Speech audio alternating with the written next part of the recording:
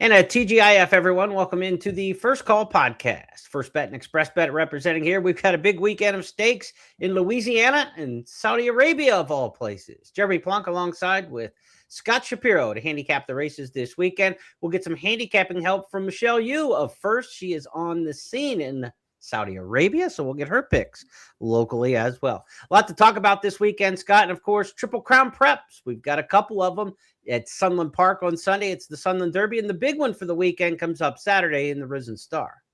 Yeah, the Risen Star has one of the top contenders for the Derby as of a few months ago, or maybe always, the pricey Paladin, who was 2 for 2. He didn't cross the wire first in his first start, but he lost. He was placed first via disqualification with Renegade, who ran pretty well, thankfully for us last week, and gave us a little life, or gave, my future's a little bit of life in the Derby situation after the Cannoneer effort. But yeah, I'm looking forward to seeing the Risen Star. The depth not there like usual, and I could say the same for the stakes races supporting cast. But there's some really good maiden races on tap. So if those are something that you like, there's some really good races there with horses that could end up being stakes horses before too long. If you're betting today on Friday, we've got a carryover to talk about at Santa Anita and Gulfstream. It's the Sunset Pick 6, a carryover of $33,000. Final 3 races on the card at Gulfstream, races 8, 9, and 10. Final 3 races on the card at Santa Anita make up that $1 minimum 15% takeout wager. Been a lot of carryovers in the Sunset 6 and the Coast to Coast Pick 5, so be sure to check out those wagers. At Gulfstream Park, they're up almost to $500,000 in the Rainbow 6 carryover, and if it's not hit on Friday or Saturday, note there will be a mandatory payout on Sunday in the Rainbow 6 at Gulfstream Park.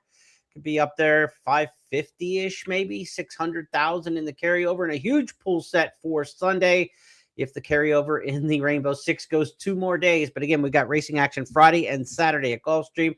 And Gulfstream is one of our locations where we'll have a stakes race to handicap. So for those of you on our traditional audio channels, let's take a look at the races Scott and I are going to handicap over the next half hour or so. For those of you on our video channels, be sure to pound that subscribe button and help us out here with the audience. Give us your comments in the comments section of YouTube and on X, and tell us who you like in some of these stakes races. The fairgrounds will go. Big Stakes Day includes 4 that we will handicap, starting with the older males and the Mine Shaft prep for the New Orleans Classic. The fairgrounds on the turf, the Rachel Alexandra for the 3-year-old fillies on the Fairgrounds Oaks Trail, and then the Risen Star leg 3 of 4 on the Louisiana Derby Series. They've had the Gun Runner, they've had the LeCompte, and we've got the horses who won both those races back in the Risen Star. 50 Kentucky Derby qualifying points, the first 50 qualifier of the season on the line in the Risen Star. To Gulfstream Park we go for the Royal Delta in the Distaff Division. To Santa Anita, the San Marcos going long on the turf with a veteran cast very familiar with one another. Laurel Park's got their big winter sprint fest day on Saturday. The Barbara Fritchie featured the new post time stakes, the former John B. Campbell. And then, of course, they'll also have the General George. But we will handicap and spotlight the Barbara Fritchie from Laurel on Saturday. And to Saudi Arabia we'll go, where a huge program is in store for a Saturday night card in Saudi Arabia. It'll get underway about 8 a.m. in the east in the United States to King Abdulaziz Racecourse in Saudi Arabia. We will talk about the $20 million Saudi Cup, and we will get Michelle Yu's pick for all the major stakes races on that card coming up a little bit later in the podcast. So be sure to stick around for that. She is on the scene in Riyadh. Up to $10 money back special in the Triple Crown preps when you bet with First Bet and Xpressbet all season long. That includes 3 races this weekend. You get up to $10 back in your account if your win bet finishes 2nd or 3rd in the Saudi Derby on Saturday morning, the Risen Star on Saturday afternoon, or the Sunland Derby on Sunday afternoon. So a lot to talk about there in terms of the promotions. Scott, we also got a 2 million point hit and split. So your first rewards points really rack up to the tune of 2 million on Saturday at Fairgrounds. Late pick 4. I know you've done the handicapping on that and have a blog ready for the fans. I sure do. It's up on the blog. It's been there for a little while, so it won't be the first one up. But yeah, 2 million points, that ends up being real cash if you'd like it to.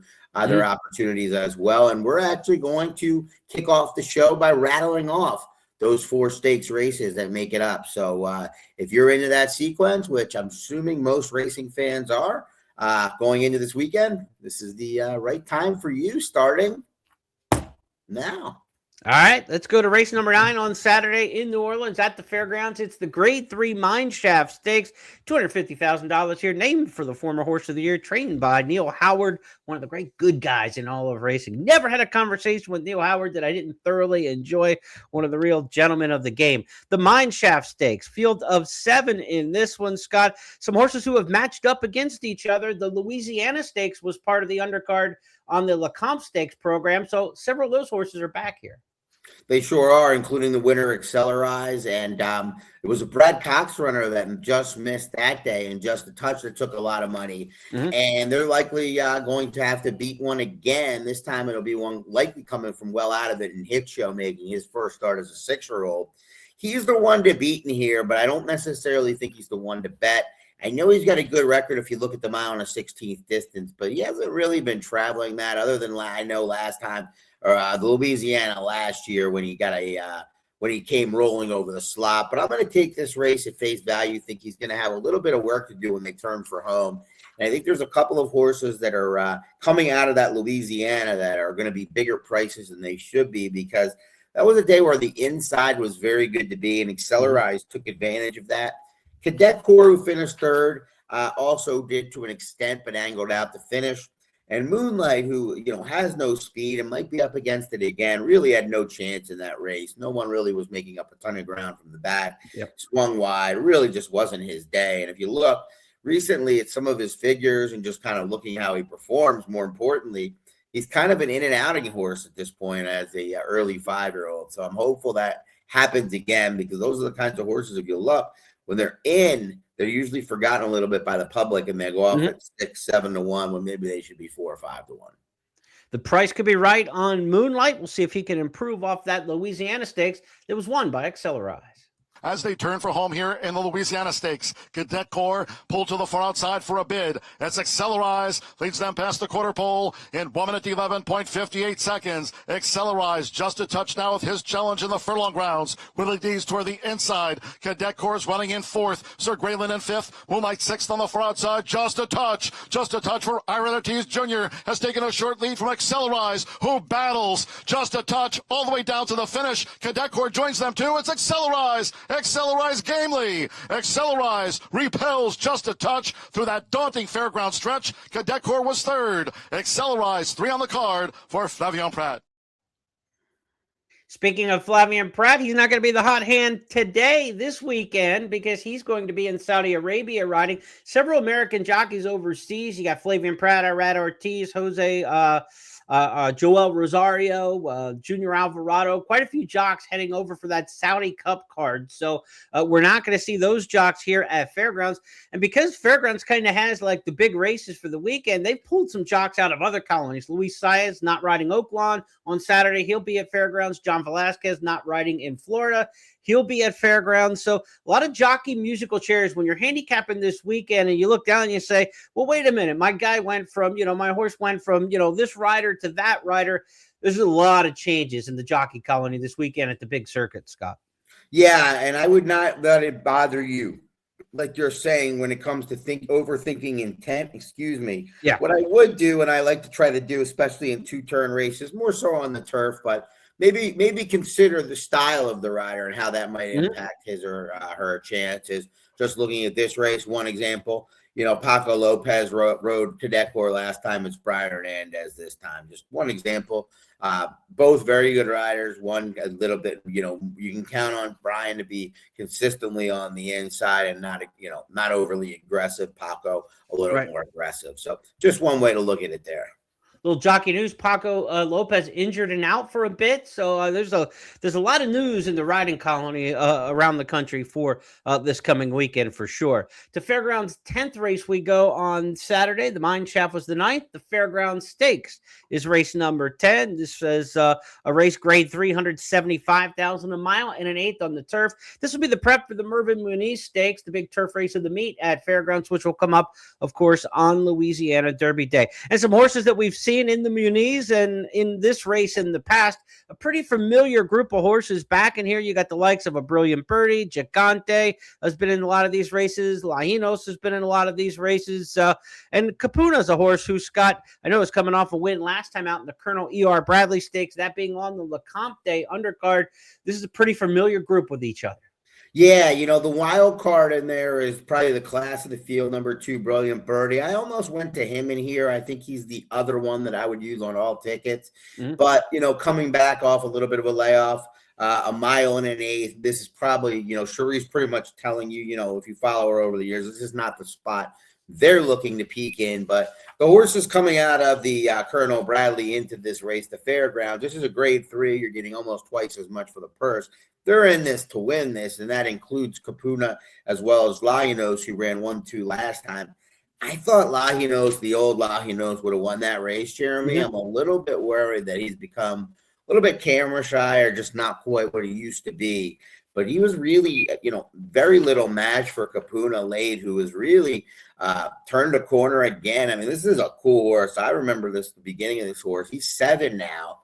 He's earned almost $700,000. Norm Cassie and Flying P claimed them for $100,000 at Churchill and moved them to the turf right away back in November. And he's coming home with those late pace ratings that you and I love to see, a 104 and a 108 in the last couple, Brisnet late pace rating. So I think he's going to be tough to hold off here unless somehow I'm a little concerned that Saez will be happy to be 2-3 wide in here when a horse like Brilliant Birdie will be stuck to the rail. That's my only concern. You mentioned Caputo claimed for $100,000 towards the tail of his 6-year-old year. That was a pretty bold move, and it's paid off. He's already won a couple stakes, or 1 stakes last time out in the Colonel E.R. Bradley.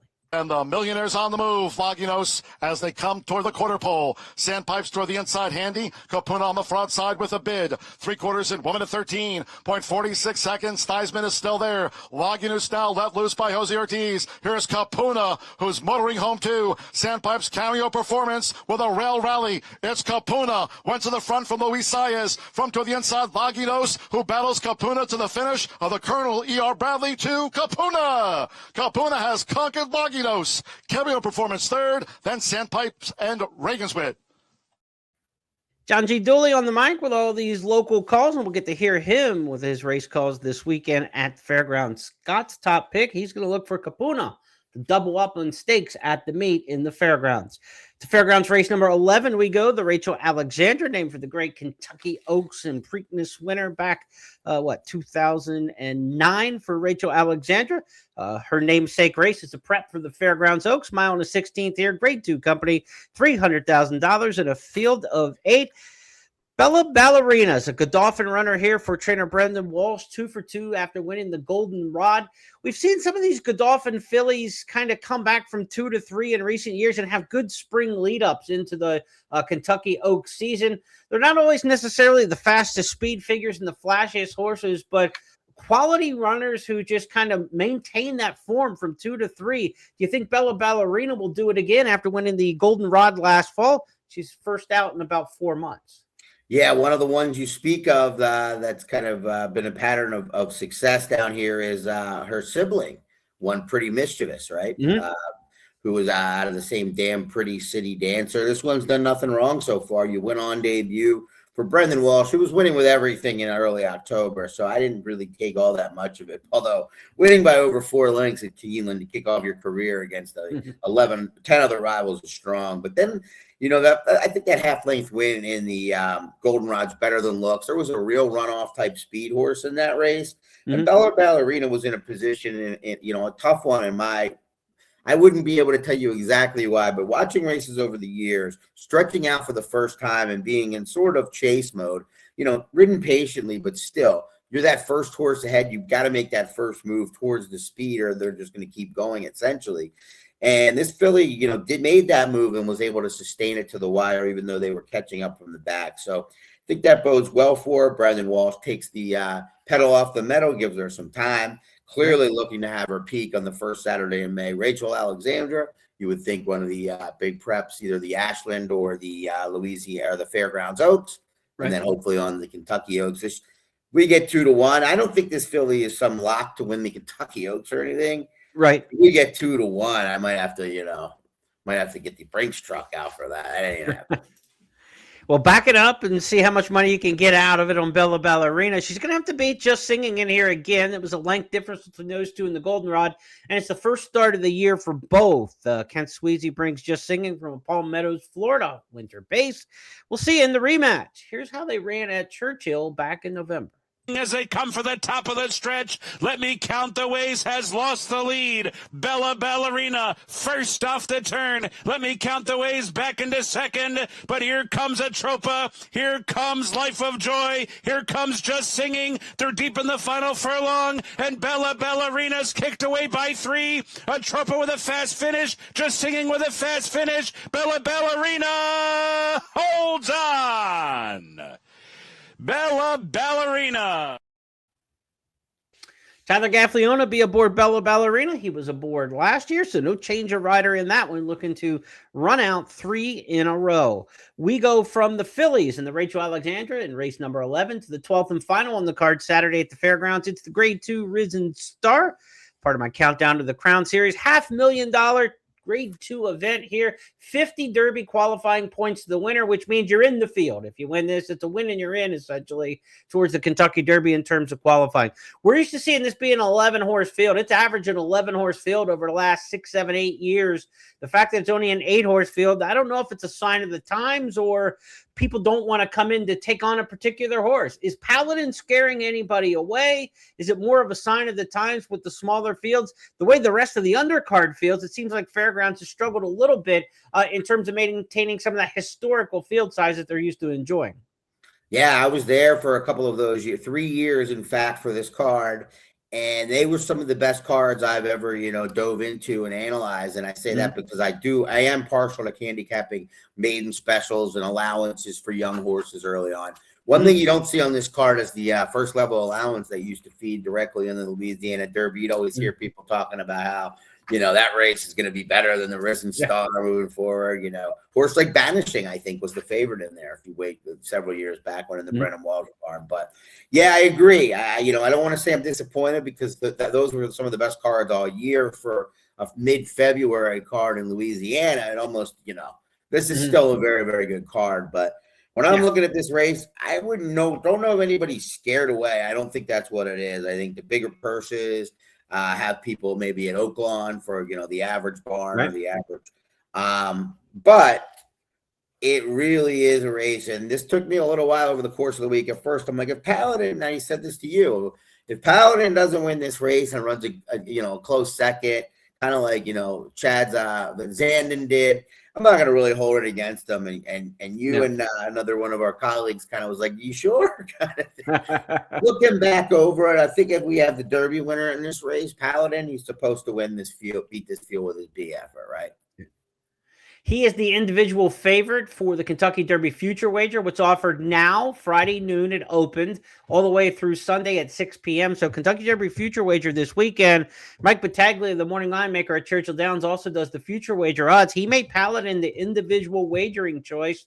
And, of course, it's all going to be based on the result this weekend. If he runs and he wins, he will be the favorite, I think, in the Kentucky Derby Future Wager. If he gets beat on Saturday, then obviously his price is going to lift in that Future Wager. And then you, as a future forecaster, will have to kind of determine whether or not that defeat is a good thing for your price or a bad thing for his prospects, depending on the reasons behind why he may get beat. But I think if he is a Kentucky Derby major contender, which I do believe that he is, then he's got to get through this field because I don't think it's the strongest field that's lined up so far this year. We do have the winners of the Lecomte Stakes in Golden Tempo. We have the winner of the Gunrunner Stakes in the other Fairgrounds Louisiana Derby Series race in Chip Honcho. I don't think Chip Honcho's a really classic distance kind of horse. I think he kind of caught the back end of that Gunrunner Stakes and was able to, outlast him in there. But I don't think that same scenario didn't work for him in the Lecomte. And now you get a little bit deeper field than even the Lecomte in terms of top-end horses in here from out of town with Universe shipping in, Courting shipping in, and a horse like Paladin coming in. I don't think it bodes well for the Gunrunner winner in here, Chip Honcho. The question is, can Golden Tempo keep improving, right? It was a very, very good debut. He's bred with all that Phipps pedigree on the dam side, golden tempo, bred to go long. The fact that he debuted for Shapiro and won at 6 furlongs, rocketing from the back of the pack, he's probably a step ahead of where you thought, right? You figure you start in a maiden sprint and then break your maiden second time going long. He got ahead of the game, and then also his second start then automatically kind of rose him up into the stakes ranks, and he ran a good race. It wasn't a dominant race in the Lecomte. He got an inside trip in there, but he's got to move forward one more time, I think, if he's going to beat a horse as good as I think Paladin can be. Well, Paladin's ran faster races as a 2-year-old. I'm a Thorograph guy, but pretty much anywhere you look, he's just run faster races. And you have, we're assuming that's the thing with Paladin here is you're making the assumption that he's just got better over, we've obviously seen plenty of horses never get back to 2-year-old seasons, but the progression was there in his first 2 races. He, Chad kind of knows what he's doing with this certain kind of horse, the longer distance type, has brought his best ones back in this race with Sierra Leone and Zan in a couple of years when he's had kind of his best chances to win the Derby. It really would bode, maybe Golden Tempo just continues to get that much better. If otherwise, I think this is going to come back a very, very unflattering edition of the Risen Star if Paladin doesn't win. You mentioned Paladin. You mentioned that connection to Sierra Leone in terms of the pattern. Both came out of the Remsen, went to the Risen Star, and, of course, onto the Bluegrass. That would be the plan, I would think, with Paladin as well. Both offspring of Gunrunner as well for trainer Chad Brown. So he's going the Sierra Leone route. And if it works as well for Paladin as it did for Sierra Leone, things are going to be pretty good for him. Let's go back to the Remsen Stakes, where Paladin was best that day over Renegade, who returned last week to win the Sam F. Davis. To go, Balboa and Day One Starter are still there. Renegade and Paladin, they hook up again on the grandstand side. It's Balboa who's in front. Paladin and Renegade battling on in between horses, and the boys are at it again. It's Paladin and Renegade. They've got a 16th left to go. Paladin to the outside edge is clear. Paladin will win the Grade 2 Remsen. Paladin wins it over Renegade. Paladin had a little fitness edge that day. Renegade was really short on the workout tab for the horses coming out of the same race. Paladin was training much better and more consistently leading into that Remsen stake. So where are they at 3? We're going to find out a lot. They may be the 2 favorites for the Kentucky Derby after this weekend. If Paladin delivers, we'll see how the fans bet in the Kentucky Derby future wagering. Couple other notes here about the Risen Star before we move on. Lecomte Stakes runner-up Mesquite for Cherie DeVoe announced off the Triple Crown Trail yesterday with the physical setback. So that's why you're not seeing the Lecomte runner-up Mesquite back. And if you're someone who is going to back Mesquite in that Kentucky Derby future wagering suspended on that horse now. So take Mesquite out of the Triple Crown Trail. The other one in here I want to mention, Scott, is Courting. $5 million full to Clairiere. Of course, she was a grade 1 winner, multi-millionaire on the racetrack for Steve Asmussen. Courting is by Curlin, out of Cudvorting, and again, a full to Clairiere. 4th in the Remsen in that race that we just saw, didn't factor in there. You wonder, can Todd get a forward move out of Courting? Because this is the kind of horse you want to be a Triple Crown type of runner. Yeah, I'm going to have to let him beat me, and I'm hoping others will allow the lack of kind of upside of the Chip Honchos of the world, who I do think will find his way into a better effort than last time and probably either peaks for this race or we won't see him again until the cutback, like to your point. But with the blinkers coming off and Louis, I give him a forgive more last time. It just wasn't his day. But Courting, he's got 2 very ordinary efforts. One of them was against this level. Another one was on debut. I mean, it was an okay field at Aqueduct. And then he wins a race at 1-5 in a 4-horse field. We've seen grittiness. We know who he is. Yeah. He's not all that much. This second in the Withers, he's still a maiden. He was all out to get second in a race dominated by a horse that I think a lot of us still have questions about outside of if you're a figures guy. So, yeah, I'm hoping Courting gets some money because those, blinkers, there's reasons to like the horse. To me, he's a $5 million horse that wasn't wowing people at the sales. He's a $5 million horse because of his pedigree. So maybe it'll work out for them. It's also a long game play. This was probably what they were hoping to do, get to the Derby. But still, I mean, this isn't necessarily Derby pedigree. This is just Regal pedigree. All right, that's a look at the Risen Star. Wrap up our action at Fairgrounds on Saturday. $10 money back special on that Risen Star stakes. If your win bet finishes second or third and you bet with First Bet and Xpressbet, you'll get up to $10 back in wagering credits into your account a couple days later. So be sure to take advantage of those money back specials. We've got one for the Risen Star coming up on Saturday. Back to the schedule we go for Saturday, February 14th. Happy Valentine's Day to everybody out there, of course. Gulfstream Park, race number 11, the Royal Delta Stakes, where we're going to head next. The Royal Delta, of course, named for multiple Breeders' Cup Distaff winner Royal Delta, the Bill Mott trainee from the 2010s. Mile and a 16th on the main track here, so they're going to have a short run to the first turn and a short run to that 16th pole finish line for the Royal Delta Stakes. Interesting group in here, Scott. Senza Parole looks like a horse who started off the career and had a lot of hype behind, right? And had could be Chad Brown's next Good Night Olive type runner. Shred the Gnar has been unbelievable for trainer Brian Lynch, winning 3 straight, including the Chaluki Stakes, to wrap up her 3-year-old season. She's the 6-5 morning line favorite on Brian Natto's morning line. Shred the Gnar, Senza Parole, they're brilliant types, but I know you like a filly who's proven over the route of ground, and she's actually a horse who's gone better farther than the mile and a 16th. Tell us about your pick in here, Drexel Hill. Yeah, I just think there's a lot of pace. You mentioned Shred the Gnar. You mentioned Senza Parole, who's down on the inside. Miguel Vasquez, in terms of jockey bow, change ups. This is a big one for him. He doesn't ride for Chad very well much at all. You still have Miguel Vasquez. Yeah. I mean, this is a filly that, came back to life in the last couple, still hasn't come close, in my opinion, to that dominant debut that sidelined her for over a year. She's a pass for me, but I respect. Shred the Gnar is the one to beat. Brian Lynch horses have been very tough to expect to run down. But Dazzling move to the outside, the other one to the inside. You've got, I think Drexel Hill is just going to get the trip. Javier Castellano should just be able to, second off the layoff, sit back. Another late pace play here. The late pace rating on Briz, 100. Yes, we will take endorsements for the commercial. No, I'm just kidding. Drexel Hill, though, going to be the best finisher in this race. We'll just see if she can do it over the Gulfstream Park main track and she gets the setup. She's only had 2 races since her Kentucky Oaks runner-up, so she's fresh and she prepped well for this at Tampa. Jason Beam on the mic for the Wayward Lass. Win there by Drexel Hill.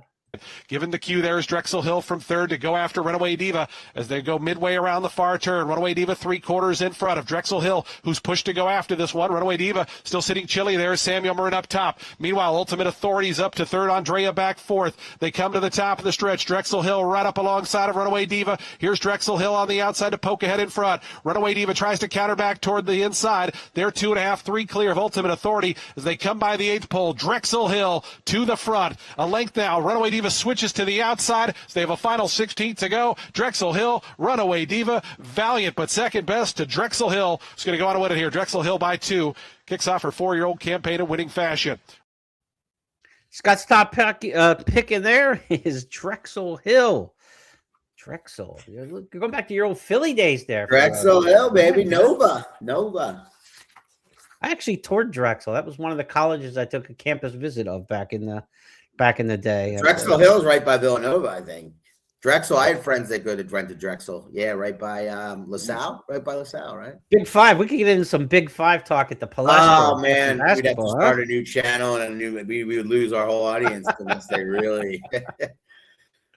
Let's switch now and go from Gulfstream to Santa Anita on Saturday. Of course, sister tracks Gulfstream and Santa Anita are going to run that Sunset Pick 6 and Coast to Coast Pick 5 in tandem each and every race day. So you handicap one, be sure to take a look at the other. So we'll go from Gulfstream to Santa Anita next up for the San Marcos. And if you watch Southern California turf racing amongst the handicap division in the last 4 or 5 years, you kind of know who's in this race before the overnight comes out. You're just kind of like, okay, it's going to be Golden Phoenix. It's going to be Stay Hot. It's going to be Endlessly. It's going to be a lot of these horses that we're used to seeing. Mondego's in there. Truly Quality's been transplanted as a West Coast horse. Well, to no surprise, they're all in it again, Scott. And this race kind of looks a lot like what we saw this summer, the Del Mar Handicap. And I want to go back and take a look at the Del Mar Handicap, not necessarily for anything more than a highlight, because what it really does is salute an incredible accomplishment for Golden Phoenix. to win any stakes race in the U.S.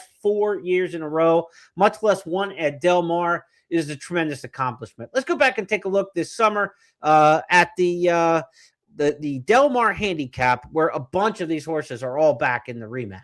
Gold Phoenix is still about 4 lengths off the lead. And then to the inside, Atitlan and Truly Quality. Around the turn they go.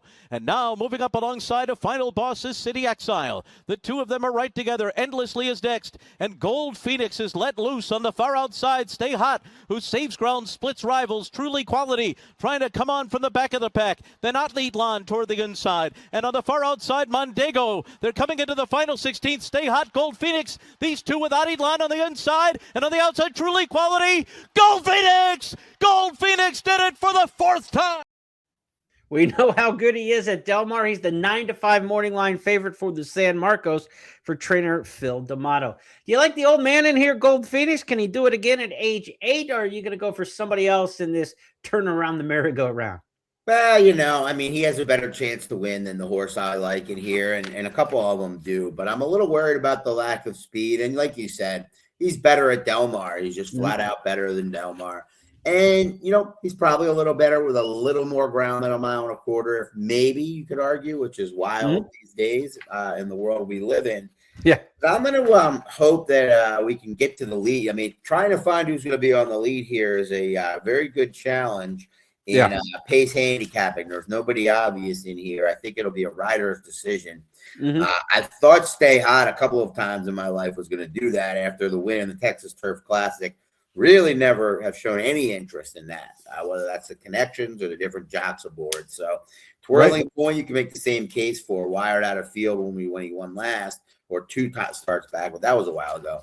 I'm going to hope the jock at Mistiel Jaramillo is very aggressive out of the gate. Yes. First time on Mondego. And if you look, this horse has speed from the past, and he's just been ridden by riders that I find less aggressive than Jaramillo that wanted him to settle.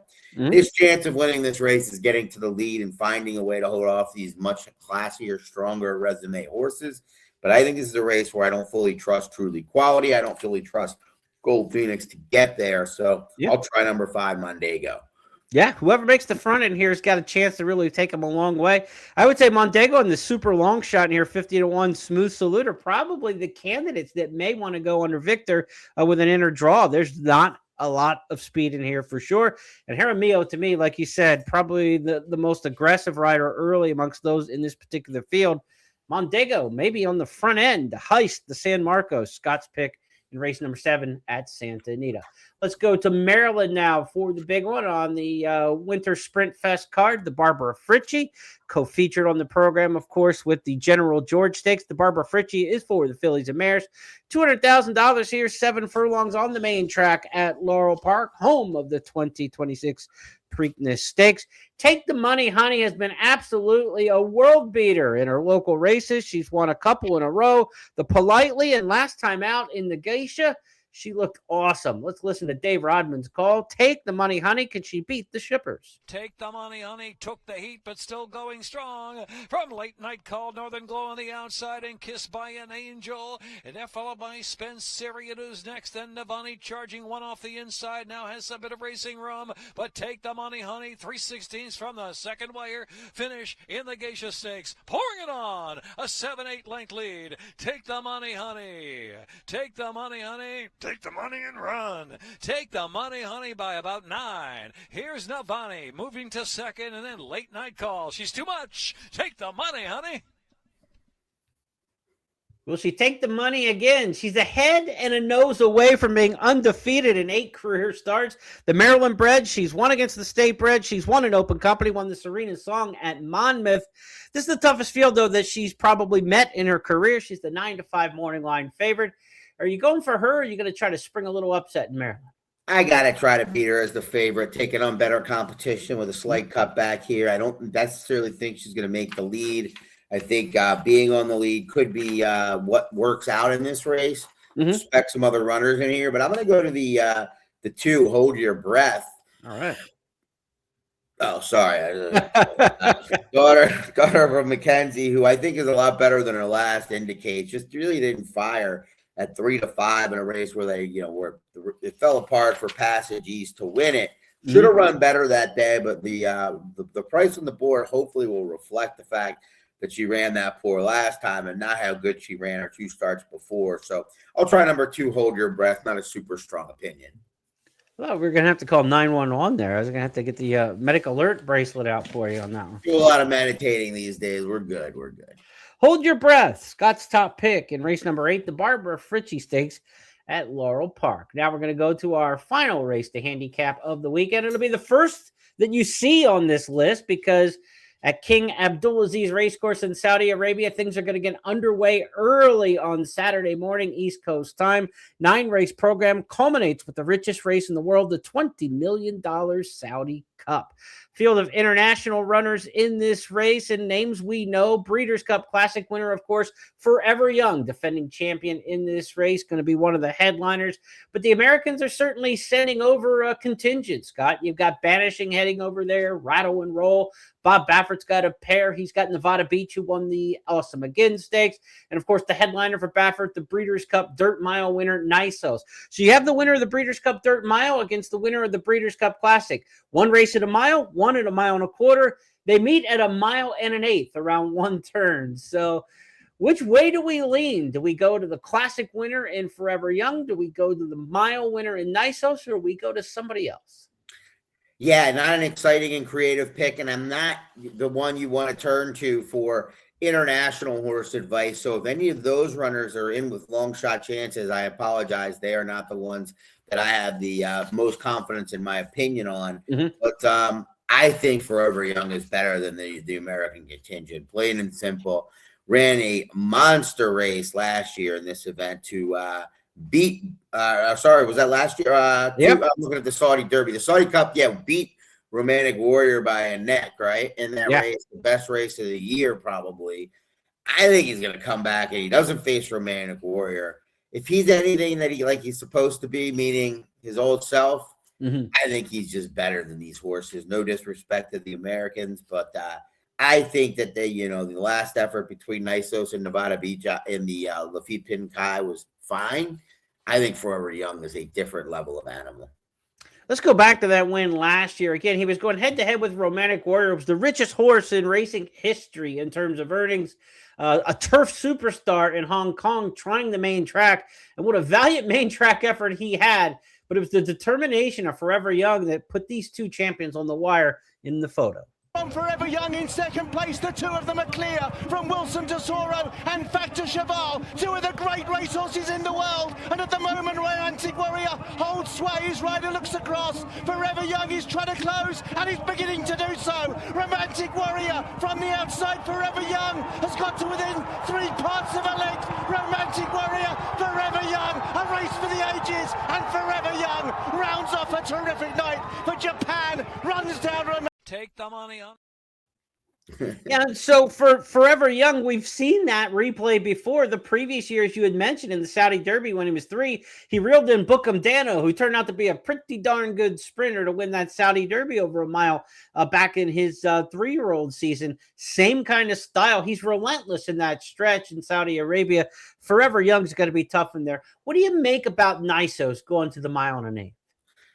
I think I'm going to wager on the race because I'm going to try to beat Nisos underneath. No disrespect. You look at this horse's resume, and it's strong. You remember he was going to be the Derby favorite. He was the early Derby favorite, and then he had to, then his campaign ended after the Robert B. Lewis. He's been awesome since, but I think he ran so huge in a couple of those starts. I just don't think he's the same horse as he was when he was absolutely his best. And this is the toughest field he's faced. I know you mentioned the Breeders' Cup Dirt Mile, but we can all be honest. Enjoy the race.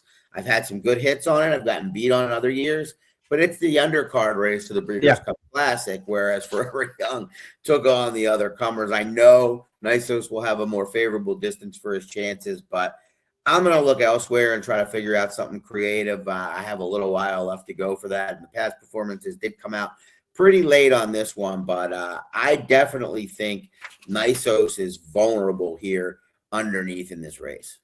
I do too. Luxor Cafe is a horse I liked a lot last year going into the Derby season. I think it's kind of ambitious that they're bringing him. And it's a 3-year-old who's now turned 4 that could have a good move this season. Like we saw Forever Young get much better from 3 to his 4-year-old season. So 8 to 1 Luxor in the Cafe Derby, interests me a JP. little bit under. 8 to 1 in the Derby. Luxor Cafe was. Yeah, that wasn't a good price. I mean, it just goes to show, even if he was 15 to 1, it goes to show that the horse people thought, had some talent. So.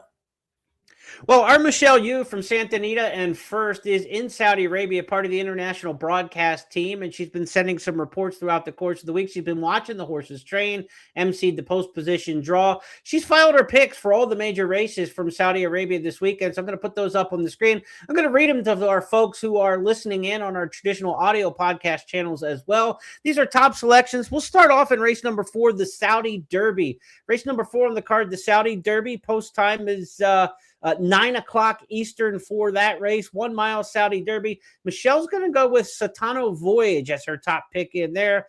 Satano Voyage will be number 8 in terms of betting numbers, coming from Japan, coming off a win last time out. In fact, has won 3 straight, looking for 4 in a row. Satano Voyage, 7-2 in the morning line, the pick for Michelle in the Saudi Derby. We've got some American interest in that Saudi Derby. Obliteration, who's a big stakes winner at Oaklawn and last year at Saratoga in the Sanford Stakes, is in that race. My World is in that race out of the Jerome and the Nashua Stakes for trainer Brad Cox. We also have the American Acknowledge Me Please in there for Doug O'Neill, coming off a 3rd in the San Vicente behind So Happy. But it's the Japanese runner, Satano Voyage, Michelle's top pick in race number 4, the Saudi Derby. The Riyadh Dirt Sprint is race number 5 at 6 furlongs on the main track. Breeders' Cup Sprint runner-up last year, Imagination for Bob Baffert, is going to be Michelle's top pick in here.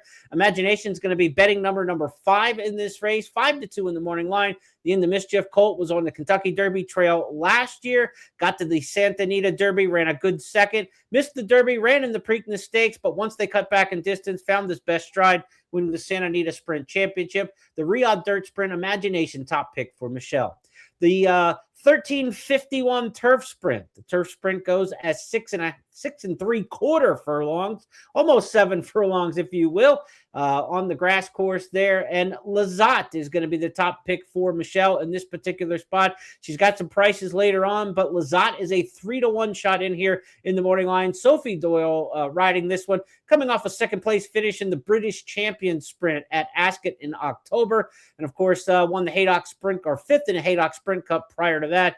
Top class French filly, raced all around, or French gelding, has raced all around the world. Lazat, top choice in that turf sprint race for Michelle. We go to the Neom Turf Cup in race number 7. This is a grade 1. It's the first grade 1 race ever in Saudi Arabia on the turf at 1 mile and 5/16. Michelle's top pick in here. She's going deep into her bag of tricks. She's going for number 4, Galen, 20-1 in the morning line. Big price here. Joseph O'Brien trains, comes off a 4th at big odds last time out in the Hong Kong Cup. Another well-trained, traveled runner from around the Irish home base for Joseph O'Brien. But 20-1 in the morning line. Galen, top pick in race number 7, the Neom Turf Cup from Michelle Yu. The Red Sea Turf Handicap is race number 8 on the card. This is a grade 2 stakes, $2.5 million on the line.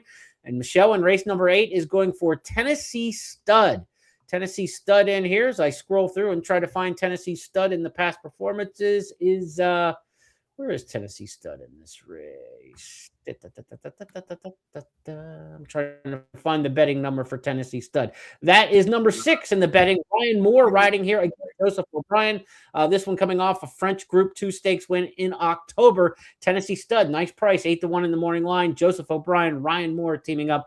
Race number 8, the 6, Tennessee Stud. And then she's going to wrap it up with Forever Young. Just like Scott and just like me, we think Forever Young, the favorite's going to deliver. He's the 7-5 morning line favorite in race number 8, the Saudi Cup.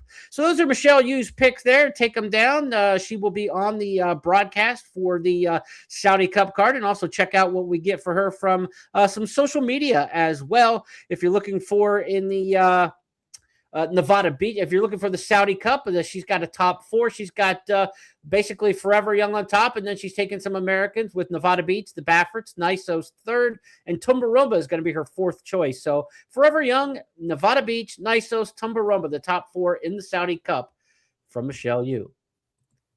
I'll get a little extra handicapping from around the world to help us out on this Saturday to come. It's going to be a big day in Saudi. Of course, bet 100, get $10 with first Bet and XpressBet on that Saudi Cup card on Saturday morning. So plenty of reasons to play.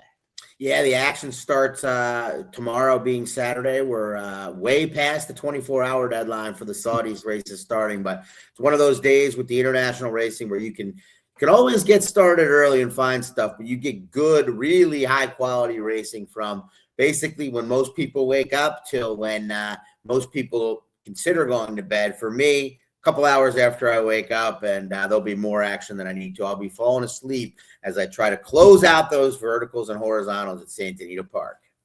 What a weekend. You get to see the $20 million Saudi Cup and the Breeders' Cup Classic winner Forever Young, 3 Kentucky Derby points preps, and a Kentucky Derby future wager pool being offered as well. Scott and I will be back next Friday as we handicap more stakes races for you from around the globe like we did this particular week. Have a great weekend, everybody.